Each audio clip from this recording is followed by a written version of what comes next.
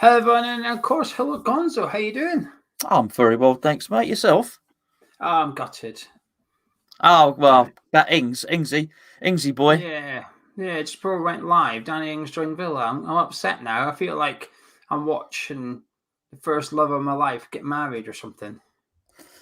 Yeah. I mean, that being said, I thought it was awfully cruel of Aston Villa and Southampton just to wait until Cup of Tea was about to go live before making that announcement. I feel that they've done it purposely to upset you. I think so as well. I nearly renamed this a tissue with Geo Gonzo, but then I remember that's what we do that's after an 10 o'clock entirely that's that's an entirely different kind of video, isn't it? Really, so maybe sort of like, maybe for the season finale. Yeah, something like that. If we get Champions League football, we'll have a tissue with you and Gonzo at the end of the season. We will. I've got an old rag for the moment, but I wouldn't want to clean a pinball, the glass in the pinball machine afterwards. Certainly. Anyway, we'll get this. Let's get this show back on track. Let's get back to PG. It's been a while, and after the last 30, because people are probably glad it's been a while. Yeah. But anyway, the Danny Ings thing. It creates a bit of a domino effect, really, doesn't it? I think the Jack Grealish thing was already threatening to create a domino effect, which was give Villa loads of money. And then we thought, well, what's Villa going to do with the money? We've already discovered before Jack Grealish has been confirmed as a Man City player, they've already spent the money. But when you said how cruel of Villa, I genuinely thought you were waiting to make a joke, and I was waiting for this, and I was almost smiling at you because I thought you were going to say how cruel of Villa to do a transfer without anyone knowing about it. It's come from nowhere, isn't it? It's come from nowhere. There wasn't even a sniff of this because they signed Liam Bailey and everyone thought, oh, well, there you go. There's the replacement for Grealish. Bang, Danny Ings as well. How about that? Well, good. But I guarantee Villa would have been linked with people. Guarantee it. And there's not been a whiff of this.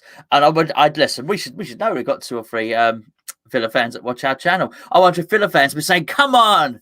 Where's our signings? We're not in talks for anyone. Clearly, Watkins is not enough. We need another striker. Why aren't we in talks for anyone? But the difference is with Villa to us. Number one, they've sold their asset, and I think the other thing is, well, number one, you know, Man City are good for the money, don't you? Really, let's be fair. It's not like doing a deal with some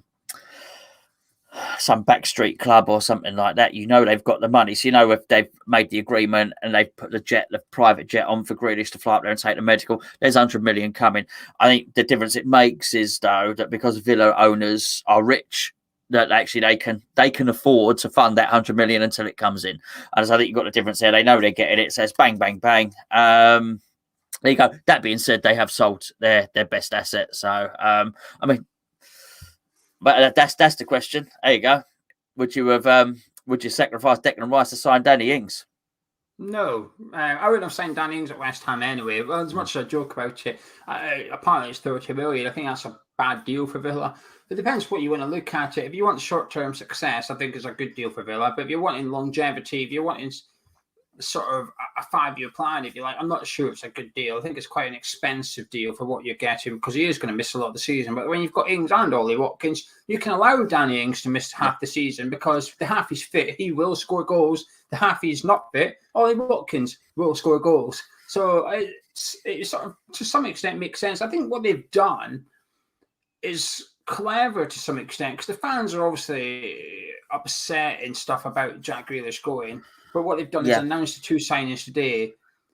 Villa fans have almost forgotten about it, and it's not even happened yet. They've almost taken away the heartache. And actually, Southampton fans are probably more gutted than Villa fans this evening. And they're not the one losing Jack Grealish. But anyway, I know it's a West Ham channel, but the reason we're speaking about it is because I think there's now a bit of a domino effect in play now with the Jack Grealish thing, because Villa still have some of the money to spend, but also now Southampton have 30 million in their back pocket.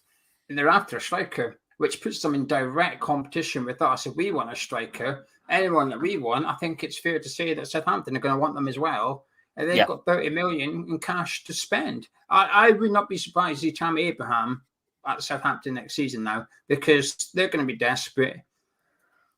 And the fact they've managed to keep this quiet, Southampton, would insinuate to me that they've got someone lined up, but we just don't know about it. You know, they were able to sell Danny Ings hush-hush. I think it's fair to expect that they're going to sign someone on the hush-hush. And I wouldn't be surprised if it's Tammy Abraham and therefore might cause a little bit of, it either forces West Ham's hand, says you need to get bidding, or it says to West Ham, well, you're out the race now, you're not going to get him, you're going to pick someone else, kind of thing. It worries me that the transfer market's a way to spark into life, Gonzo, and while everyone's playing with fireworks, we've got a little sparkler. Been accused of that before, haven't we? Yeah, I mean, the thing is, it's tough for Southampton because whoever they get is probably not going to be as good a player, as effective a player for them as Danny Ings. They're not going to get us. Danny Ings is 20 goal a season Premier League striker. You don't know. With these players, all the players that we've been linked with, none of them are, right? So really you're hoping that you can develop them into one. So it's if Southampton for 30 million can get a 20 goal a season Premier League striker, they'll do very, very well indeed. But I do totally agree. They'll be in competition with us. But I really, what you said was what I thought when you said that about Aston Villa. They have cut it off at the pass in terms of those signings. Exactly what you said. They're not even going to allow a few hours of unrest from their fans, because they will say, there you go. And probably, of course, Bailey. We like Bailey. We discussed Bailey for years on this channel. What they've done, Bailey 30, Ings 30. They'd already bought Buendia. It's cool. And they're rich anyway. They probably can afford this. And that's all the Grealish money spent, right? But they've probably got money on top as well. The trick is, can they be better than last season with the cumulative effect of all the extra players? I think they quite possibly they can. They're clearly a team with ambition. Fantastic. Really, really good work from Aston Villa, but they have sold their prize asset, obviously. Yeah, I think so. I think they're trying to say to their fans, look, we've taken one step backwards, no doubt about that, but we're going to try and take 2 steps forward with the players we're bringing in. And it's hard to see if they can get 1 or 2 more quality signings on the same level as Liam Bailey, Buendia and Danny Ings. You'd have to look at them and think, you know what, that side there, I mean, Tuanzebe is expected to join them on loan as well. Another player we're linked with, he's signing a new deal with Man United, and then he's going to join Aston Villa on loan for the season. I mean, they're assembling a squad ready for European football without European football. We've got European football. We're not doing very much about it, are we?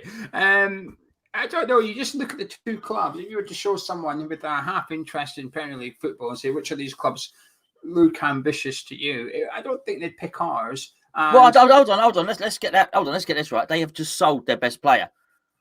You've got to compare apples. You've got to compare apples with apples. All right. The comparison is us selling Declan Rice and then buying all these players. What I will say is I think they've handled the sale of Jack Grealish quite well. Agreed. Agreed. But you can't say they're ambitious. They've sold their England international. I know they are, but what you're saying, outsider looking in, you think, they've just sold your best player. You've just got to decide. That's why you compare apples with apples. Now, don't get me wrong. I don't think anybody wants Declan Rice for 100 million. So it's not a fair comparison in that sense either. But let's say Declan Rice was available for 100 million. Would we be happy? Would we be happy selling him for 100 million, then spending him? We probably wouldn't. But I do agree that they are ambitious. They've handled the sale well. And this is at this point now, I don't think they've stopped. I think they're going to carry on buying. And I think the big thing is that their owners are richer than our owners. And that's a big thing as well. So not only have they got the 100 million, they could have afforded to keep Jack Grealish. They wanted to keep Jack Grealish. I guess we probably want to keep Declan Rice. It's the player himself forced the deal through. And I guess when you look at Harry Kane as well, we've got to be thankful for at least that, that Declan's not forcing the deal through. Yeah, but the thing is, though, I look at the Villa thing. What they've done is there was a 1-horse race for Jack Grealish, but they still got the 100 million. They've still got it. They've been bullied to some extent by Man City, but I wouldn't really say that. I wouldn't say they've been bullied. I would say that Tottenham are being bullied by Man City and Harry Kane far more than Aston Villa. Jack Grealish turned up for training at the start of the week and was posing with fans and so on and so forth. Yeah. He still carried out his duties as an Aston Villa player. He still, effectively, he turned up for work, right? He turned up for work and he's gone about it the right way.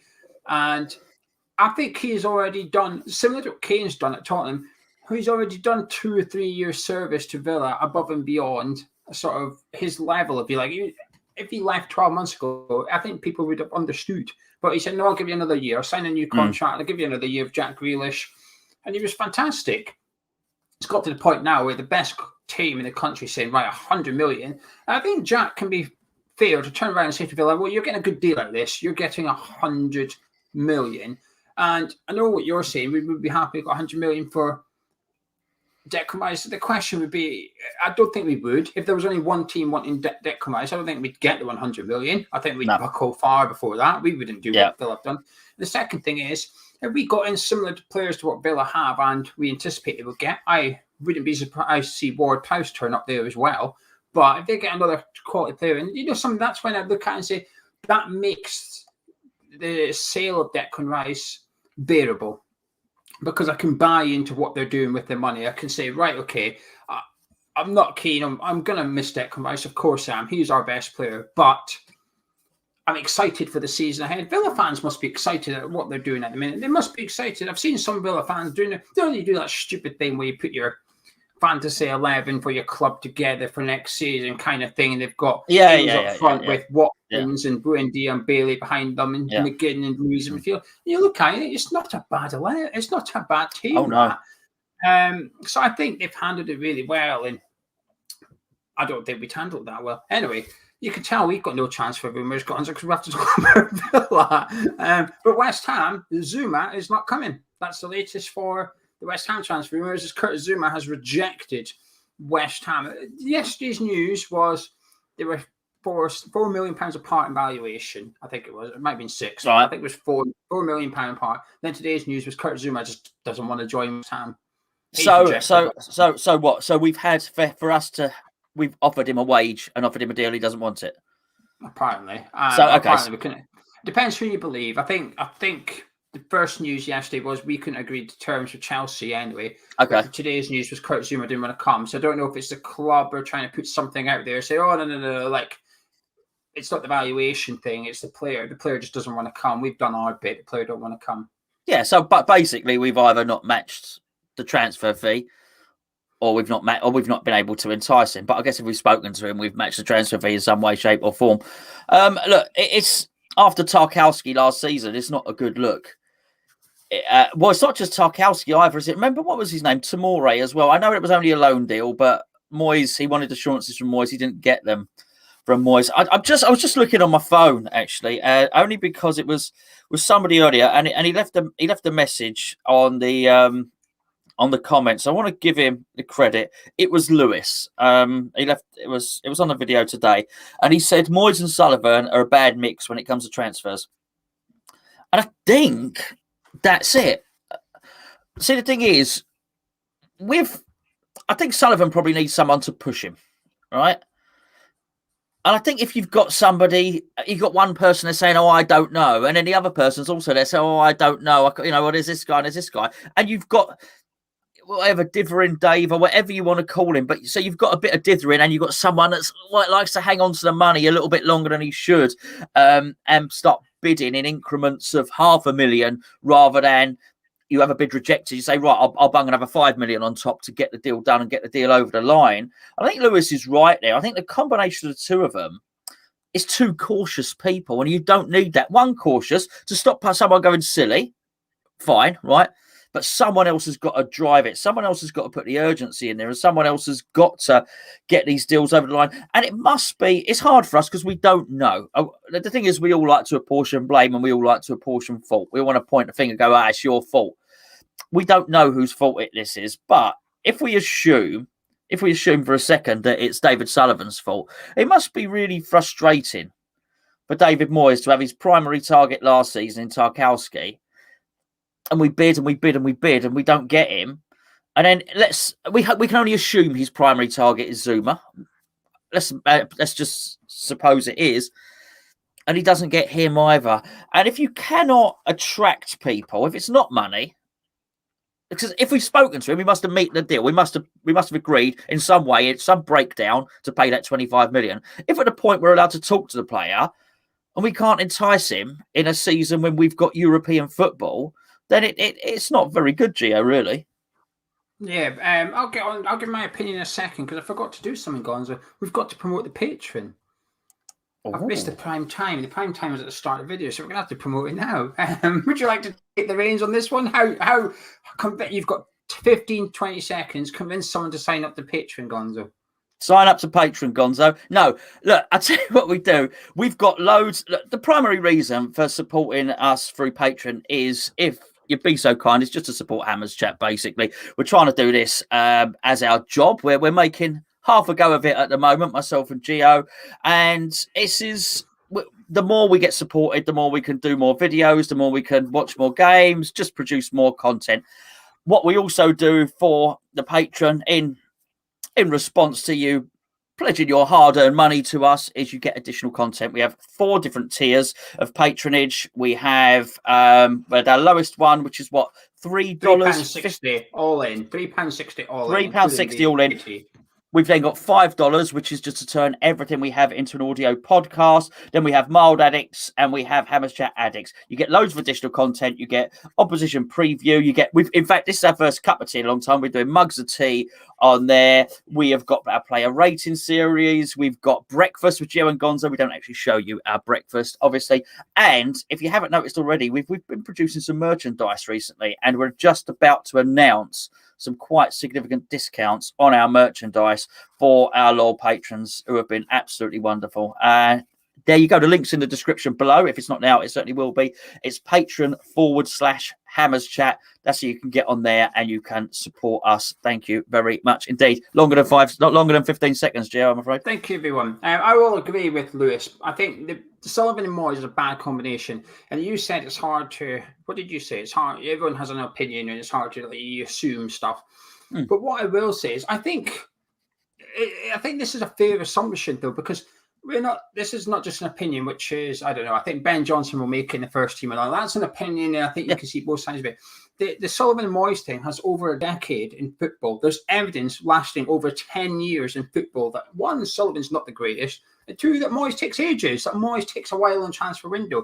And the combination of them, I think it's bad. I still think the problem is Moyes has his number one targets in mind, and he's quite stubborn. I want them only. Sullivan can't get them, or they're still available. So it's Jesse Lingard, Tammy Abraham and stuff. Until they become unavailable, I think Moyes will sit and wait for them, thinking, well, that's who I want, kind of thing. And then this is where the problem lies. It's almost fear of missing out that stops us moving on to other players and so on and so forth. Ironically, the only player I remember Moyes making his mind up about immediately was Eze 12 months ago. We couldn't even bloody afford him. So we missed out on him because we didn't have the money. But the two of them is just a bad combination. And Kurt Zouma is almost a bit of a prime example. Now, I don't wholeheartedly believe we were in for him. I still get the vibes that Milinkovic is the number one target for centre-back. And it's just like I felt Areola was, and Sam Johnson was a bit of a smoke screen to try and get that deal over the line kind of thing. Yeah. And I've got a feeling there was similar going on, because if they did do that with Sam Johnson and Areola and it's worked, why would they not do it again for the next target? They've thought, brilliant, that's worked. Let's keep doing this throughout the window. Oh. So I still think that's our centre-back target. But we were going to struggle. The reason I didn't believe the Kurt Zouma thing is because I couldn't understand how we were going to get him to West Ham. There's only 2 reasons Kurt Zouma will leave Chelsea. One is for guaranteed game time. Moyes will not give him that. We know last summer, at the transfer deadline days, you spoke about, Tomori rejected his move to West Ham because he wanted guaranteed minutes from David Moyes, and David Moyes refused to give him. He said, no, you're going to have to work hard. You're not getting in the team. You're going to have to come and work hard. So why would Kurt Zouma join a team like that? He wants guaranteed minutes. So that's one thing. The only other way he comes to West Ham is kidnapping. Well, I mean, you can go kidnapping if you want, but I think we're going to get in trouble with that one. So I'd rather we didn't do that. But it's money. And we know Sullivan probably won't do that. He's probably on a decent amount at Chelsea anyway. So to encourage Kurt Zouma to join West Ham financially, it's going to be difficult and expensive. So I struggle to see how, because the lure of European football is there. But not for people in the Champions League, it's not. You can't say to people in the Champions League, do I come play Europa League? We've got Europa League on offer. He's thinking, and? Play in the Champions League, mate. It doesn't bother me. The lure of European football works for James Tarkowski, who is at Burnley. You can say, we've got Europa League. Fantastic. I'll have a bit of that. But you can't do that. So when you're going to have to someone on the fringes of a Champions League club, it's difficult because you've got... I bet you he guaranteed Jesse Lingard minutes, David Moyes. I bet you he did, because he knows Jesse Lingard. He's worked with Lingard in the past. He trusts Jesse Lingard to some extent already. He's probably thinking, you come in here, I'll get you in the team. Whereas other players, it takes a while sometimes for Moyes to get them in the team. There's Pablo Fernandes, a prime example, come in and thought, you took him out of the team immediately. He said, no, I don't like that guy. And then he put him in, thought, all right, I made a mistake. You can go in and stay in, kind of thing. It's just a bad combination. Moyes and Sullivan for transfers. It's a bad combination. Yeah. And like I said, I did a video last night, Gonzo. I'm just getting a little bit concerned. I'm getting a bit concerned. I'm starting to get a little bit, and I'm even more concerned tonight after Southampton's now just got given 30 million in the back pocket, and they're going to be after a striker. Villa's still got 15 million left over lolly from the Jack Grealish deal, and that's without spending any money on top of that. And I just feel that the teams around us, not everyone, I don't fear Everton in the transfer market, for example. I don't particularly fear Wolves. They're going after Origi for 10 million, but let's say Wolves got Origi. That's allegedly our sort of plan B gone. Well, what are you going to do now? Tammy, you don't get Tammy, you're now onto plan C by default. And I'm just getting a little bit concerned. Like, we will make signings. There will be two or three other players. Yeah. But season starts next Sunday, not on the 1st of September. And I'm just getting a little bit worried. Well, it's not just we make signings. I've maintained this for quite a while. I think with some of our loan signings have been really good. I don't mind that. I don't mind. Soufal was 5 million. I don't have a problem. It's not. I don't feel we have to spend 50 million. What I do feel is David Moyes has to make the signings, and whoever's on that bench, David Moyes has to look at that bench and think, I want to play him, because he's going to sign another goalkeeper, and if we're not careful, he's going to have 4 goalkeepers on the bench next season. All right, so we need to give him players that he's going to want to put on the bench or put in the first team, and he's going to use, and that's really key. It's and then it was. I said this in the week in the video. It only took a little knock to Bowen just to upset the balance of the team. The first team is good. The first team is competitive. First team is a top 10 team. It really is, but it takes nothing just to knock it out of balance. And we're a couple of attacking players short, and I don't just mean a striker. I mean a wide player or the role that Jesse Lingard was playing. We're not going to get very far without them, because players are going to get injured and players are not going to be able to play 2 games a week. So yeah, it's getting a bit squeaky bum, no doubt about it. Do you know how many games we play? The 30th of November to the 1st of January, so the whole of December plus a day either side. Do you know how many games we play? 30, 28. I don't know. Games. Yeah, how many games do we play in that 1 month? Oh, month. I thought you meant in half the season, including Europe and Cup. No, 1 month. I don't know. Sorry. In that month, December, the 30th of November to the 1st of January, so it's about a month and 2 days. We play 9 games. Okay. 9 games. A game every 3 days, essentially, is what we're going to be playing over Christmas and before Christmas and stuff. And when you look at it like that, you think, bloody hell, this squad just ain't ready for that. The squad is not ready for that. I think goalkeeper we're fine. I think left back and right back, I think we're fine for that as well. But then it starts to get a little bit patchy and a little bit worrying as well. And anyway, any more transfer rumours you wish to discuss before we move swiftly on? Just this, actually, because I've been trying to get your view on this for a little while. This fella Doig, did we miss out on this fella? Any good? Yeah, he is. I think. There's another Premier League club. I think it's maybe Watford. I think he's likely to join Watford in a minute. But I don't think he's good enough today, but I think he'll be maybe good enough in a season or something like that. You'd have to take him in and just leave him sort of on the bench and stuff. But the one thing he's got, which is fantastic and would be fantastic, is he takes his set pieces, corners, free kicks, he takes them. Right. Young lad, but he's really good at them as well. He doesn't just take them. He's like Creswell at free kicks and corners too. So I think it's for 4 or 5 million, I think it would be a bit of a no-brainer, really. I think it would be a fantastic signing for West Ham. But the problem is, you're buying someone for 5 million, you probably won't see him for 12 months, so you won't see him very much. Because I don't think, is he better than Creswell? No. Will he be as good as Creswell? Possibly. He might very well become as good as Creswell. But I just don't see West Ham spending 5 million on a player that's not going to make an impact immediately, if you like. And it's a bit disappointing, really. But I got a feeling For some reason, I think it's Watford Gonzo. I've got a feeling he's off to Watford. Yeah, well, I know they bid for him. They bid 2.5 for him, and it was rejected. But Yeah. it makes sense. So we'll see. Anyway, we're Takeover talk coming up in just a second. But before we do, make sure you drop a like on the video and subscribe if you are new to the channel. Gonzo, Pai Capital. I saw something funny actually. Someone left a comment on the video last night, and he said, #GSB out. We want pie and mash. But pie, P-A-I.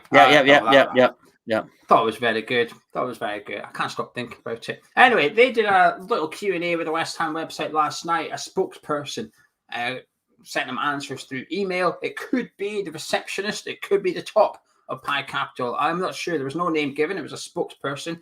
And in this basic series of questions, they said that they would be releasing a statement today. So we were hoping that would be out for us to read, but it's not out yet. I mean, it could be. I don't know where to look. Where does it go if they did an official statement? Where is it? Well, they got to get their statement out when they say they're going to, haven't they? Really, to even start to have a bit of credibility, surely. Crikey. I contacted someone at Pai Capital, and they read it and didn't reply. I did say in the message, though, a lot of West Ham fans are a bit sceptical about them. But I'm not going to lie, I am one of those people. I know you're always wary. You always say the louder it gets, the less I believe it. Not just this, takeovers generally. Yeah, this is not the way it's done. But yeah, and, the more I see and hear from them, the more I get a little bit suspicious. I'm trying to get excited because it should be exciting. It is to some extent. It is still a little bit exciting. But for some reason, I am far more wary and worried and suspicious than I am excited and hopeful. I need convincing a lot. Well, think of a successful takeover. I don't care. Pick your one. It don't have to be Man City. It don't have to be Chelsea. It could be the Fenway Group at Liverpool. I'll tell you how it happens. It happens in the same way that Aston Villa have just signed Danny Ings. That's how takeovers happen, because people with lots of money and billions of money are very, very good at keeping quiet, and they don't do this big thing. They go in there, they say, "There's the money," no letters of intent or anything like that. They get the deal done. This is don't get me wrong. I do actually think it would be a smart move for any new owners of West Ham United to play on the fears of the reservations of the West Ham fans. You're playing to the gallery, aren't you? Play to the gallery, absolutely. There's a lot of things we're angry about, and there's a lot of things that we're not happy about with the current ownership. So I think anyone coming in has got to say, look, we understand you're unhappy about this. We understand you're unhappy about this. We're going to sort all that out for you. I understand that. But that would be done afterwards. That would be done once they got in and said, look, we know you're nervous. We're your new owners. This is what we're going to do. To play to the galleries now is weird. It's weird because actually that's not going to get you over the line. What's going to get you over the line is a buyout. So you've got to get the buyout, and then let's talk. And I think do you know what? They'd be doing so much better than the current ownership if they can communicate with the fans better. Let's be fair, they can't do it much worse. I have to say, I get it. I get why they're doing it publicly, because they are playing to the gallery. They will get fans on board because there is a decent portion of the fan base, anyone but them lot that are currently in charge kind of thing. It doesn't matter who it was. It could be Bob that owns a corner shop down the road launching a takeover bid. The Co-op are now going to own West Ham. People who get excited say, that'll do. We'll have them. Doesn't matter who it is. Let's just get someone else in. So I get why they're doing it, because I think what they're doing is increasing the pressure on the current owners. Now, I guess the one mistake would be if the owners actually care or not about what the fans think and stuff, because they are aware the fans want them gone, but they've known the fans want them gone for 2, 3, 4 years now. So they've not flinched. So I would suggest it's sort of falling on deaf ears a little bit, but I get what they're trying to do. Get the fans on board early, let the fans do their PR side of it, let the fans put the pressure on the current board to sell up, hopefully drive the price down a little bit, make Sullivan Gold a little bit more keen to at least sit down at the table and see if they can work something out, kind of thing. I will just click on this one. I'm trying to not read out the the comments too much, but I will click on this one because I actually think Tom's all right. I think Tom Skinner, he was the one on social media that's been doing stuff for Pai Capital, and he is a proper West Ham fan. I've spoken to him a few times in the past briefly, and he is a decent lad as well. So I don't really... Do I think it's the most professional thing in the world? Probably not. But something, if Pai Capital for me or Gonzo up said, listen, we want to take over West Ham, we're going to spend money, I can guarantee you I'd be sat in front of the webcam saying, just spoken to someone at Pai Capital, they're buzzing, they're going to invest heavily. Yeah, for sure you would. I don't understand the dinner bit. Oh, sorry, what's going on? I don't understand. What's that? I don't understand the dinner bit. Well, I think James basically saying Tom's eating dinner, so that's why there's no statement yet. Are you serious? No, the company wanted to take us over, can't release a statement because they're eating dinner. No, it's just a joke because last week Tom did a video. Tom did a video on Twitter saying that he's spoken to someone at Pai Capital. Yeah, I saw that. Yeah, so I think James is basically saying when Pai Capital put their statement out, it would be through Tom Skinner's Twitter account. Oh, okay, fair enough. I thought we are in trouble. Hold on. I'll tell you the attention. Look, the statement's got to be very, very clear. Okay, what I want to know. What I want to know. How much money you got? Where is it? I'm not saying I want to see your bank statements. Who are you? Basically, because from what we can see, what's listed in the registered company, I can't see any West Ham fans in there, right? I want to know who you are, how much money you got, and how you're going to take it forward. And that's it, really. Not a load of intentions. Basically, if they want to do it, they have to come out from behind the shadows and say, right, okay, here's our three people backing it. He's worth $1 billion. He's worth $1 billion. He's worth $1 billion. We've got the money. We can take it forward. This is what we're going to do. And then at that point, we can say, Mr. Sullivan, you're holding the club back. There's someone here with more money than you have who can take this club forward. As it stands, from what we can see, and I'm talking through the official ways of checking out. Go and look at these people. Go and Google them. Go and look at the details of the company. The biggest asset they seem to hold, or the biggest investment they have, was they've done one investment, which has nothing to do with football. And the richest person that is on the group of people that seem to be on the board of directors is worth £8 million. Well, that ain't going to do it. So that's what I'm saying. Who are the rich people? Because at the moment, it doesn't look like you can afford it. They have to come out and they have to show and have to demonstrate they can afford it. Because if we don't, we end up with a set of owners who can't bankroll the club. Because at the moment, we've got a set of owners who can't bankroll the club.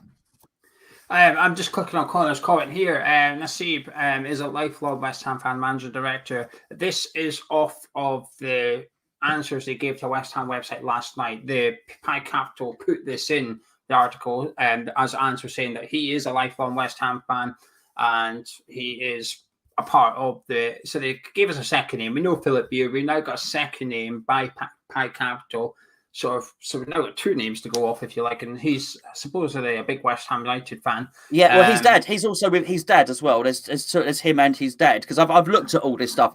My point, without being too crude, how much money you got?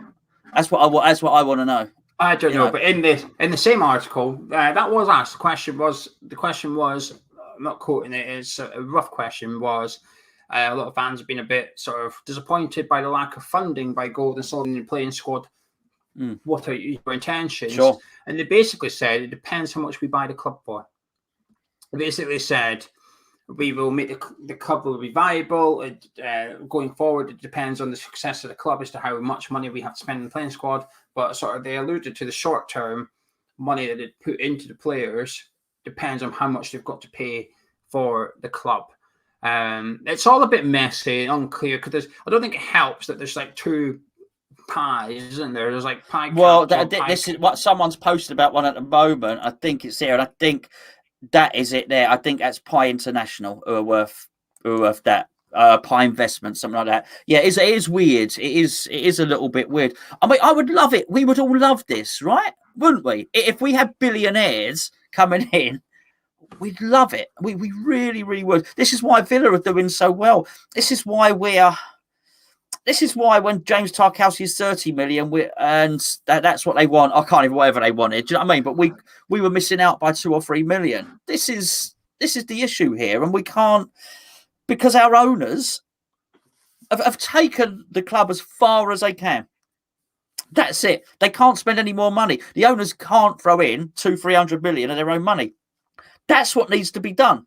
So that's all I care about. Can these guys do what these guys can't? Can these guys come in and put 200 or 300 million into or whatever, even 100 million, whatever? Just let us know. What I would suggest is, if what they're saying is, if we can buy the club for 400 million, then we can. What is that? What they're saying? If we buy the club for 400 million, for example, we can then spend 100 million on the plane. That don't sound great. That don't sound like the big bucks that we want. Do you know what I mean?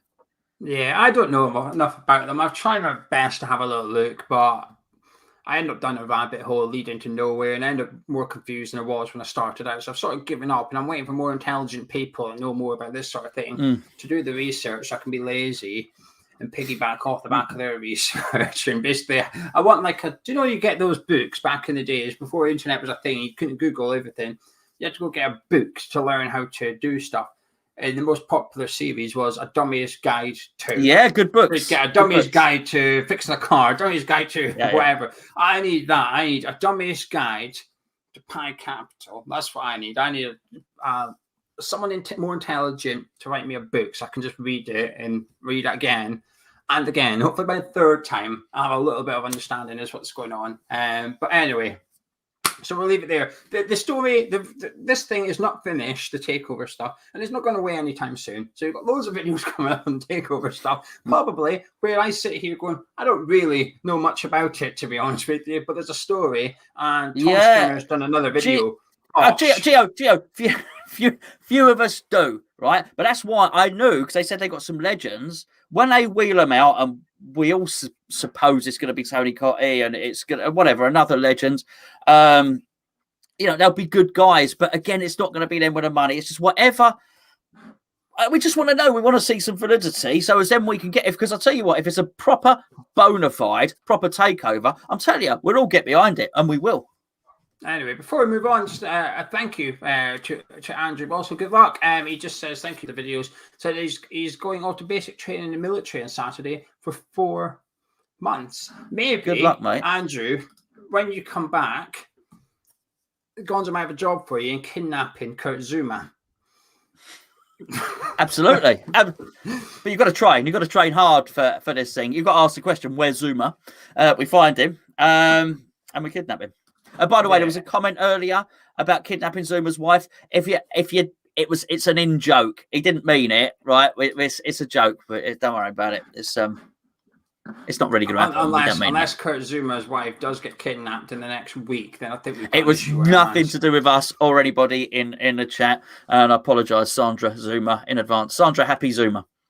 Anyway, right, question time. We've got quite a lot to get through, so we'll take some from Twitter and then we'll jump into live chat. And then tomorrow's video on the forum channel will be a video on questions that people have sent in. So, Rudy, Alan, it's been a while. Alan says, how do you think Betway feels about the fact we sell sponsorless shirts and that they're widely preferred? They are widely preferred, aren't they? Especially the away one. Yeah. Because I don't have that white box. How do I feel like that? Well, firstly, they'll know. It's not. It won't have been agreed. It won't have been something that we made an agreement, and all of a sudden we started bringing out blank ones. But they say, "Hold on, why are you doing this?" They'll know. They'll know that anyway. Why is it more popular?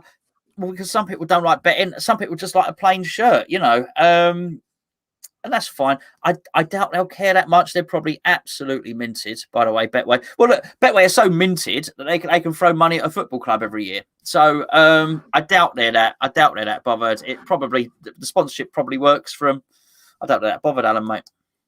Yeah, I don't think they're too fussed either, to be honest with you.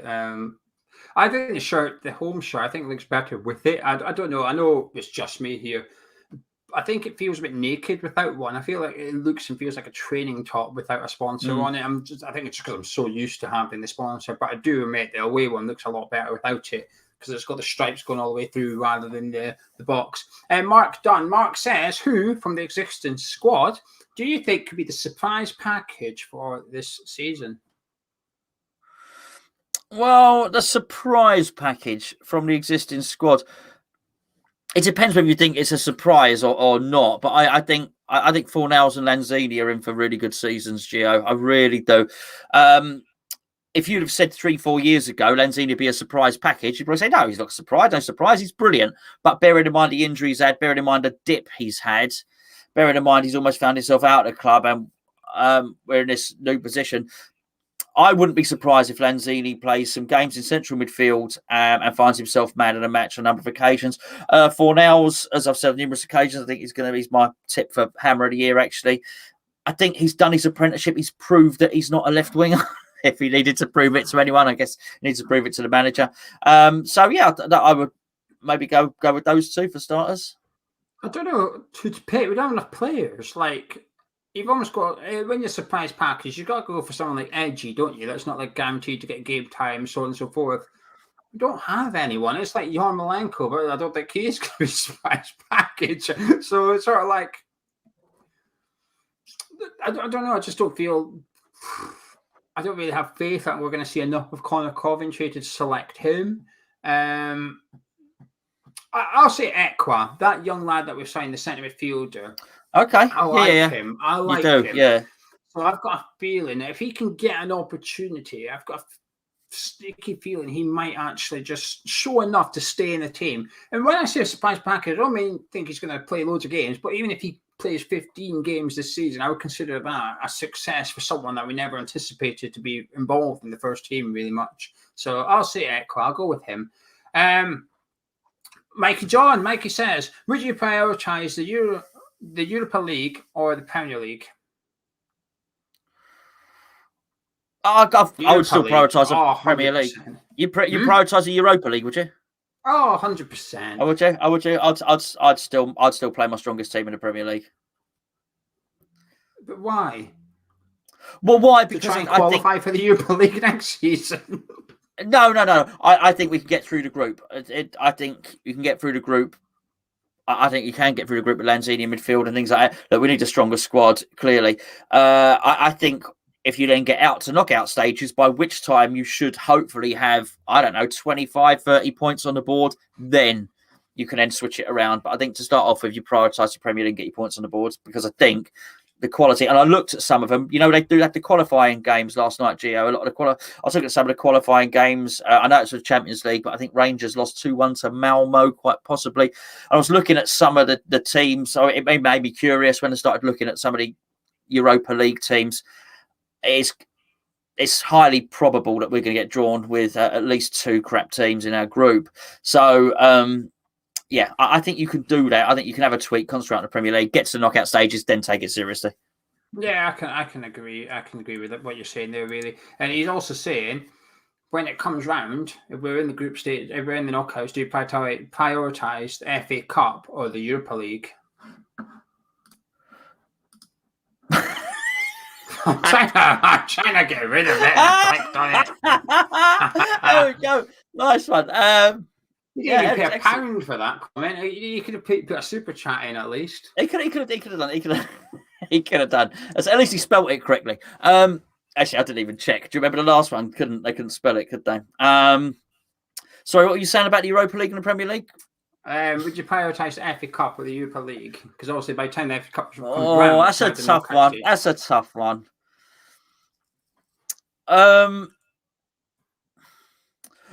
Here's funny enough, it's almost the difference between League Cup and the rest of it. I think, okay, if you're having to choose that, you've got out the group stage.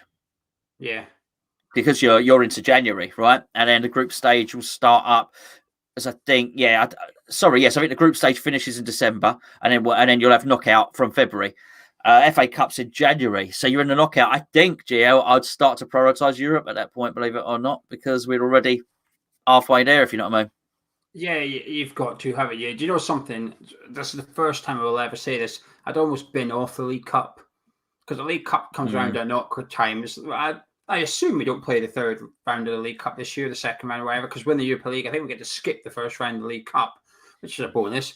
But even when we do get into it, I think I'd almost field the under-23s, to be honest with you. I'd say, no, we've got the league, we've got the Europa League, we're focusing on them. And then the Europa League goes tits up, we're focusing on the FA Cup kind of thing. I say bin it off. I still want to do well, but I'd play Meepo, DeBecco, Oxo Flex, Connor Coventry, Ben Johnson, Baptiste, Elise. I'd put out the youngsters in the League Cup for that one and see if they can hold their own as well. But that's what I would do for the League Cup. The League Cup this is the first time this season, the first time ever, sorry, I don't really care about the League Cup because we've got the Europa League there. Shahir is saying, what do we think of digital season tickets having to print out? I hear no cards going to be sent. I'm the type that would either run out of battery or lose the paper ticket. You get really upset about this, but I'm not too bothered. Well, I do because what they want me to do is they want my son to have. Well, I don't have a printer here, by the way, right? So I've got to have it on my phone. My son needs an email. My son doesn't have a phone, so what I'm supposed to do is give my phone to my son. He then clicks it. He then walks through the turnstiles with my phone. He's then separated from me by a barrier in a really, really busy place. Somehow he has to get my phone back to me through the turnstile, and somehow we have a club endorsed policy where I'm separated from my child. I think it's an absolute hash, actually. What I will say, the solution to that, in my opinion, I've seen that argument. What I will say to that is they need a way that if you have an adult and a kid, that you scan it once and the turnstile goes twice. Sure. So you scan it with your phone, the kid goes through, then it allows you to go through as well. I half get what the club are trying to do. I think they're trying to evolve with the way things are going at the minute, isn't it? The one thing that is slightly concerning, that's put me off a little bit, is that even if an 8-year-old wants to go to the game on Saturday, they've got to have their own email address and their own account and stuff, and it becomes a bit more. It looks like data harvesting. And then when there's a takeover chat going on, you do think, well, is this part of the takeover thing? Are they trying to bulk their membership numbers up? Are they trying to increase the amount of data they have, the amount of fans on their fan base? Is that what they're trying to do? Is this why we're not spending money? We're trying to keep the balance sheet looking as healthy as possible to put the value of the club up. And then this is why I end up down a rabbit hole putting things and end up just forgetting about it. But I get why the club are doing it. I have no issues using digital ticket. I'm more concerned about the fact that there's a game on Saturday and people have only just got their tickets today. I think that's a bit too late. I think it's coming what club it is. I've seen a club doing the same thing. They email everything out a week before the game at the latest. I do think there could be an option. I think Everton are employing, or Liverpool, sorry, one of them's employing an option where if you want a season ticket card, old school, you just contact the club and they send you one. This is it. Just give us an option. Most people will choose to have it on their phone because most people don't want to carry that around. But it does. I don't know what anyone else is at. I mean, my 4G is crap in that stadium. I'm all right up to about the bridge. So I guess, again, so what have I got to do? I guess as I'm going up to the bridge, get it on my phone, screenshot it. I mean, come on. Screenshot before you leave your gaff. All right, but why? Do you know what I mean? Why? The point of the matter is for me to have to do that. That's a trick, right? That's a little. It means it's not quite fit for purpose at that point. It's what you say is right. Send out a paper ticket as well if people request it. They won't have 60,000 people requesting it. They won't. They'll have a few. They'll have a handful. All right, and offer it to, as I say, the very young and the very old. Simple as that. And then it's an option there if you want to. And I'll tell you about this printer thing only because I tried to send something to Germany via UPS the other day, and I had to print it out, and then I had to print out 3 copies and stick it on. I didn't have a printer, and actually it was a complete hassle. And actually a very, very kind neighbour ended up printing something out for me, but it was a hassle if you don't have one, basically. Right, we're going to turn to the live chat now because I don't like ignoring the live chat. We've had a lot of people. Thank you to everybody joining us. Over 600 people watching live, which is fantastic. Please drop a like on the video, subscribe new around here, get your comments and your questions into the live chat. We'll take a little look at them now, get them up on the screen, have a little discussion. Leo says he's back. He had a question. He loved it when we had fans of West Ham and the channel be able to talk to you guys. He loved it himself when he did it and others. Do that again soon. It's the summer, to be honest with you, Leo. We've sort of done our own things. We've had a lot going on in our own personal lives and stuff. And it's nice to switch off from football to some extent, or even West Ham. It's nice to take a few days away because I know it sounds bad. Let me get my little violin out. Can't quite find it tonight. But when you are doing videos constantly talking about the same things, it does get a bit tiring, and you do sometimes just need to chill. So we've done the chilling. Football's back. We're getting in the mood for it. The Emerald Fire says, out of Armstrong, Occo, Flex, and Mipo the Becco, who's got more potential? He thinks they're both class, but doesn't know which one will be better. Well, I think Odebecko's got more potential. I really do. But it's determination and urgency that worries me about him. Honestly, I'd like to see a bit more fire in his belly. It has to be said. It might even be nerves. I don't want to accuse him of not caring. But I think if he put himself about a bit, he's got all the talent in the world. I'd like to see a little nasty streak in him, what I've said. Occo Flex, I like him. He looks talented. But I would like to see him deployed a bit in the middle. I think he looks to be... Because now's the time to do it, basically, rather than when he's... whatever, he's 30s or so. Have a look at him then. He just looks like his attributes are more suited to the middle, but I really like the look of him. Yeah, Mipo the Becco looks like he needs a rocket up his arse at times, to be honest, but he looks a bit disinterested. Also, Flex looks keen. I think in the friendlies he's looked quite direct. Whenever he gets a ball, he's willing to run at the fullback. He could be a bit green, I guess, with his dribbling, if you like. I've noticed a few times he sort of took a head. He was dribbling himself, no one around him, and somehow his third touch was a heavy touch, and the ball got away from him a little bit. But they both got what I would say is raw potential, if you like. It needs nurture, they need game time, they need patience, but hopefully we can see plenty of them this season, and they go on to become a first-team player for us. Save us millions if that's possible. Could be wrong.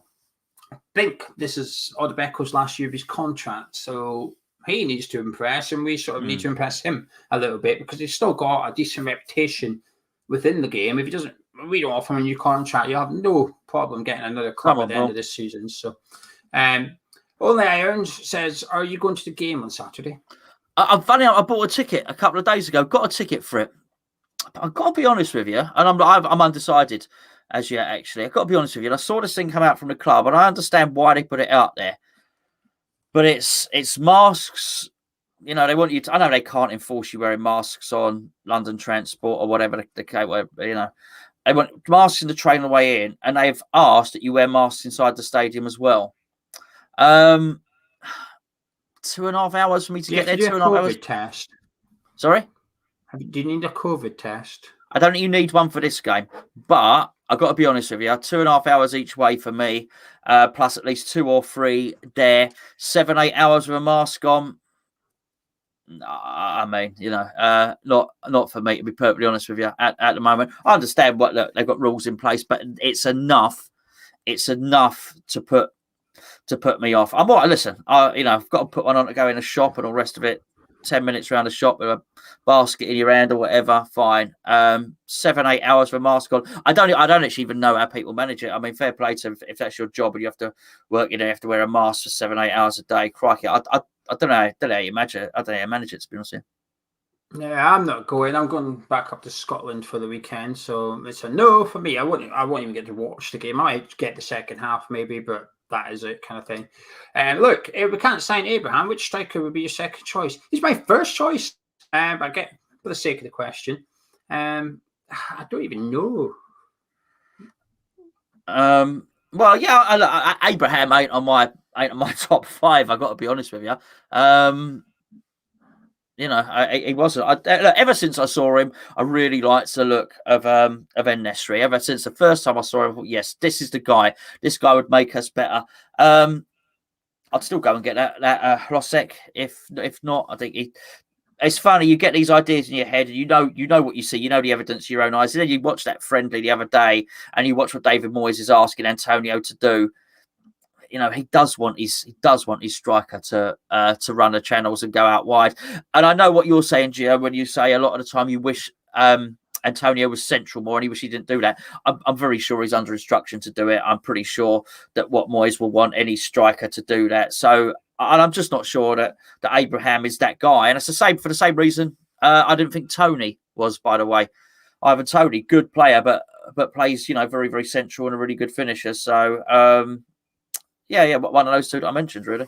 I've seen people in the chat. The rumours are Southampton are getting Adam Armstrong to replace Danny Ings. That's obviously someone that we were linked with for quite a while. Well before the season finished, we were linked with Adam Armstrong of Blackburn. So that would be a possible. Well, not dissimilar, not a dissimilar type player. But again, I mean, I said this so many times when we were linked with him, Gio. I took one look at him. I thought, well, this guy's too small. He's too diminutive. Moyes will not. So I didn't waste any energy thinking we were going to get him because I know Moyes would not rate this player at all. Well, not rate him, but it would be someone that Moyes would sign. I didn't mind him too much, and then I did that video with a Blackburn Rovers fan. He put me right off him when I asked him questions. It was him that convinced me that he wouldn't be good. And then he was like, "Oh yeah, he would do a job for West Ham." I thought, I don't think he will. Given what you just said, like you're the guy that's supposed to be picking him up. He said he's not very fast. Doesn't really work hard. He's not the best in the air. He doesn't really run the channels. I thought, so Anthony does that Moyes would like. Eddie says, Gonzo, why Zuma not come? Well, Google Zuma's wife. Absolutely, yeah. I think because Eddie, because Zuma hurt. You know this. For those of you who don't know, I did a video the other day, and we looked at the most asked questions about Kurt Zuma, and some of them were: who's Zuma wife? Does Zuma hurt? What country Zuma? That's why you're getting some of these strange comments, but they're all relevant, if you know what I mean. Rob says, do you think that now other teams know how we will line up and play, we will struggle to get the same results as we did last season? And do you see Moyes doing anything different against the top four? I don't know. The first one doesn't worry me. I think he has got a certain amount of adaptability. And I think, what are you going to do? I mean, we're a set play team. Honestly, a lot of the time, what are you going to do? They know. I don't think they found anything else out over the summer that they didn't know halfway through last season. That doesn't bother me. Moyes doing anything different against the top four? No, I don't think so. No. Yeah, I agree with that. The only one thing I will say, perhaps, is that while Masuak is out, you know we will play four at the back. And I think if I was Steve Bruce, I'd be pretty confident how West Ham's starting 11 is going to look on the first day of the season. Due to lack of options, there just isn't any. It's like this last season, even at times thought, oh, is Benrahma going to start? Is Bowen going to start? We don't really have that going into the first game. So it's like that is the 11 because that's all they've got. But it's the same for Newcastle. Newcastle, as far as I'm aware, haven't signed anyone. They've got absolutely no money. And Callum Wilson's been mugging Steve Bruce off massively, saying that did you see that? No. There's an interview with Callum Wilson, and they brought in a coach in January or something. And Callum Wilson basically said, oh, yeah, that coach is really good. Because he's come in, he's better tactically. Like, he's better tactically than other people at the club. And he's switched up how we play. We've been playing a lot better since he's arrived. He thought, oh, ouch. Basically said Steve Bruce is crap. Said, that guy is the one. If we win a game, it's because of him. Remember, it was a bit like, was it Pellegrini or Bilic? There was, whenever we went on this, we did this run, and the people at the club were basically attributing the victories to the coach at the club, the good-looking one. I can't remember his name. There was someone, wasn't there? There was someone. The Dortmund manager. He's done well at Dortmund, doesn't he? That coach. I can't remember. I can't remember now. Yeah, I mean, I certainly remember it happened with Benitez at Liverpool, by the way. Yeah. Funny thing. Anyway, John, what are your honest feelings for how we'll do this season? What about the top 10? Yeah, I think we'll finish in the top 10. I think we'll get out of group stage in Europe. I think we will slack off the cup, like Gio said. I don't. It's actually, you know, I do think we'll sign players. I think the only thing is, are we going to sign good enough players to make us better than last season? I don't think we will, and I think at the moment we're worse than last season because we're a player down in Jesse Lingard, so we're already worse than last season. We need to sign 2 players to be better than we were last season. That being said, I think the best signing that we've made is David Moyes signing a new contract, and because of that, for once, I'm not going into a season thinking we'll get relegated. And maybe I didn't last season, but for the last few years, I there's a lot of times I go into a season think we're going to get relegated. I don't think that this season, so that's progress of sorts.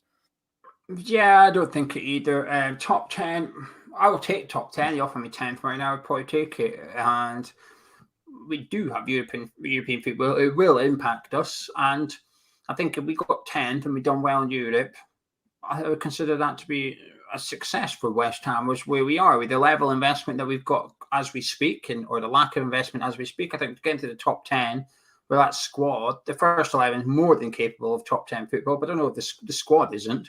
And adding the Europa League, I think we'll do well. I think you look at the teams around us, you'd have to say the European Super League 6, you'd imagine will be up there again, maybe not Tottenham. Just wait and see how Nuno gets on. And Arsenal look a bit shaky, but the other 4 look strong. Villa are also improving, regardless of Jack Grealish. Leeds haven't done too much, but you'd imagine they'll do a bit even better. Everton, they will. Look at the home crowds, yeah.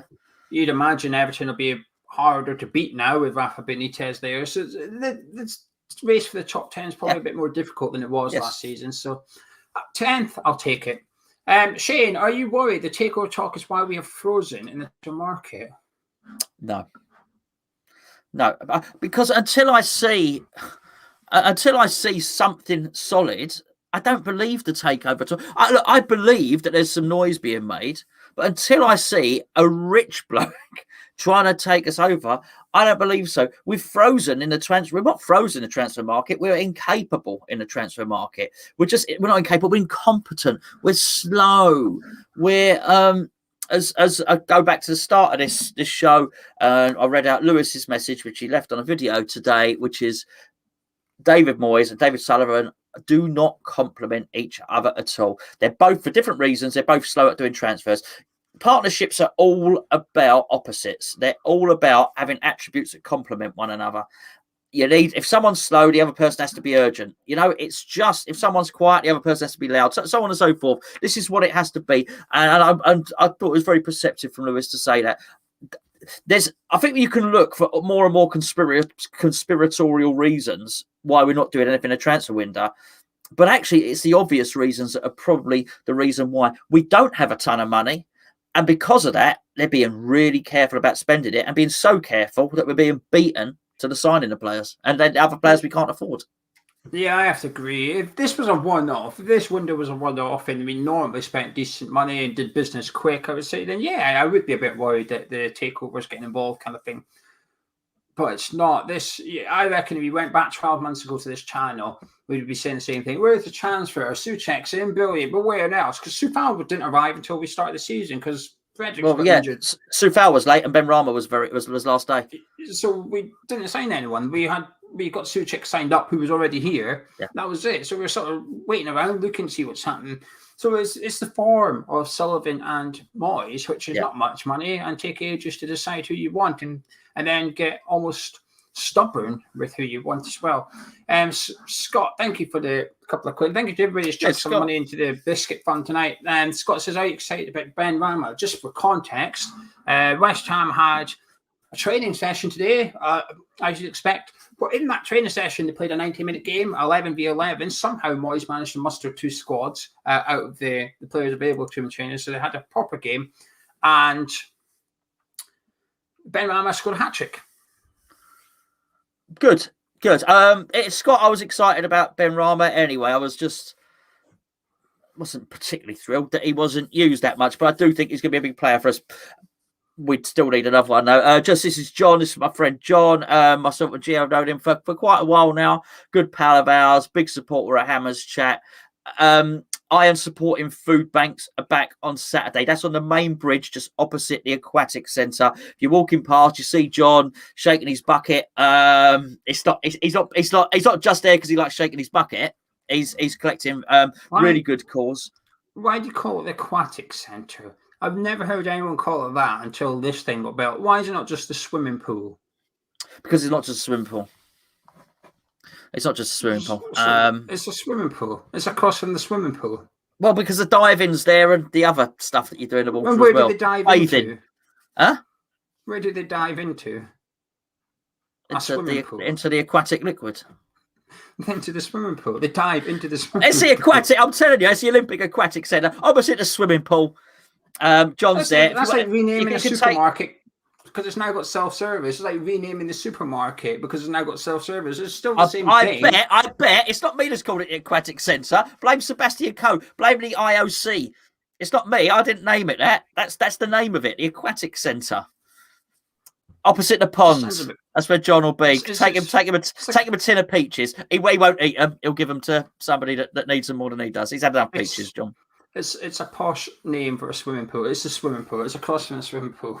Anyway, that's all I've said. But yes, if you can, take your food along and give it to the food bank. The dive into the diving pool.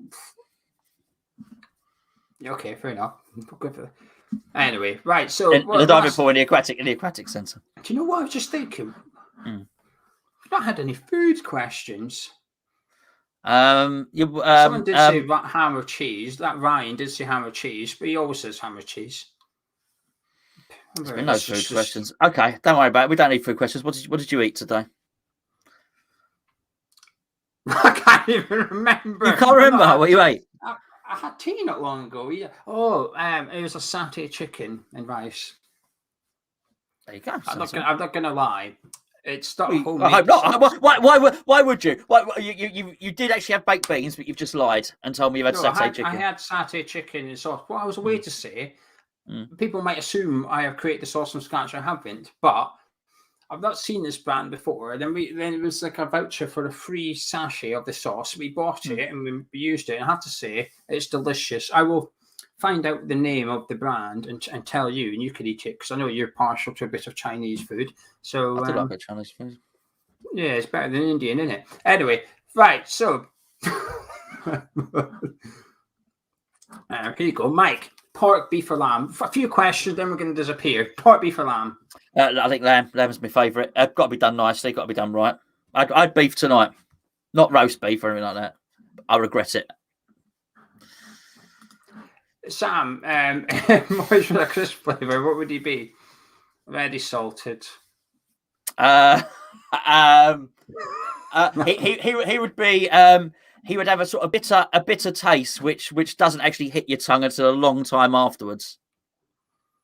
A very strong, dithering aftertaste.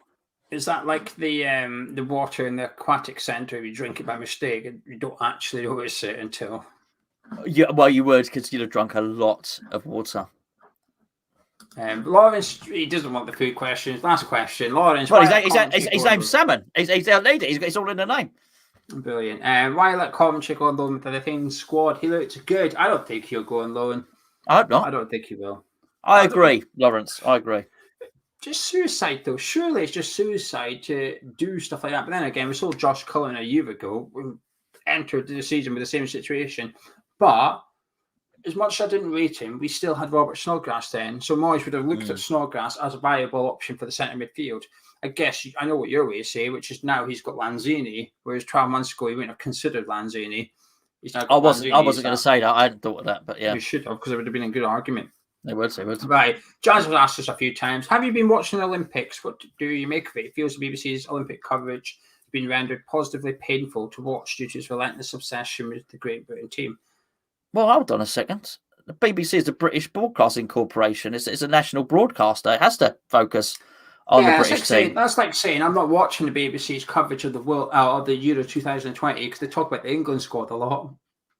I mean, listen, don't get me wrong. I've not really watched much of it. I know the cycling started, so I might watch a bit more of it now. And I'm no fan of the BBC, by the way. I don't like the fact that you get forced to pay for something, which I choose not, which I don't watch anyway. It's absolutely you soon be annoyed if you got forced to pay for Sky TV, wouldn't you, or whatever the case may be. I don't. Well, it's a choice, but you don't have a choice. Basically, if you don't pay for the BBC, they'll come and nick you. Basically, so I don't have a great. Depends what OnlyFans you join up for, though. Absolutely. But but no, they have to. I'll tell you what. I'd be really annoyed if I was into the Olympics this year, and I tuned in and wanted to watch the British team, and they were focusing on the Dutch team or something like that. Hold on, it's the British Broadcasting Corporation. Why am I watching the Taiwanese netball team? I would do that in my own spare time. I've not watched it. Anyway, that's it. We're going to disappear now. We're ready to record tomorrow's episode for the forum channel. Drop a like on the video if you enjoyed it. Subscribe if you're around here. Thanks to everybody that's joined us. Fantastic to be back. I've missed doing these, Gonzo. We'll have to do one. Do it more regularly. This season. Yes. I shall catch you in a bit, Gonzo. See you later.